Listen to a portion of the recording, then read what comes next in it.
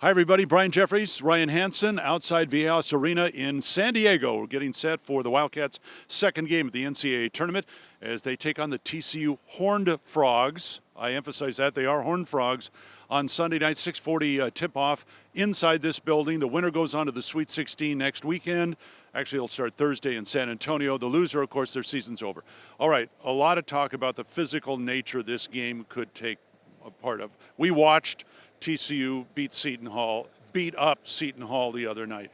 But that's not to say the Wildcats aren't a physical team as well, as you well know, Rhino. And so is rebounding going to determine the outcome of this game, maybe more so than points? I would say Arizona's ability to match or exceed the physicality will help Arizona in all aspects, especially on the glass. The Wildcats have been able to dominate on the offensive glass. They may not be able to find it as easy tomorrow against TCU. I would use the phrase rock fight when I watched the game yesterday between TCU and Seton Hall. Those teams got after it. But if you look back at Arizona's season this year, Brian, lots of opposing coaches have mentioned Arizona's physicality as much as they've mentioned Arizona's size and length. Okay, if it's a rock fight, the Horned Frogs had boulders and the pebbles belonged to Seton Hall because it was really a dominating performance by TCU in that bowl game. So let's go back to plugging up the middle because that's what TCU loves to do defensively is keep you out of the paint. Arizona loves to score in the paint. So again,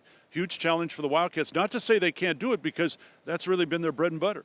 TCU deploys really one big and four perimeter players, but don't be fooled when you look at the perimeter players. They're wide bodies, they're strong guys, so getting into the lane won't necessarily be as easy as it appears when you think of four outside players and one in, because the one in is always a pretty good player, big guy. Eddie Lampkin brings a lot of effort and energy. They bring Cork off the bench. He's 6'9", 270, so they've got some great girth at the center spot. So the Wildcats, when I think of getting it into the lane, I think of Arizona's driving it. They're going to have to be strong with the basketball. We saw a little bit yesterday where Benedict Mathurin got a little bit loose with the ball, Dalen Terry a couple times. I would say those turnovers that we saw in yesterday's game that mounted but didn't cost Arizona, when they're driving it and trying to feed the post, value the basketball. Turnovers may be really huge. TCU forced 16 turnovers by Seton Hall. They scored more off the turnovers than Wright State got off of the Wildcats' turnovers. So that was a good thing. But take care of the ball.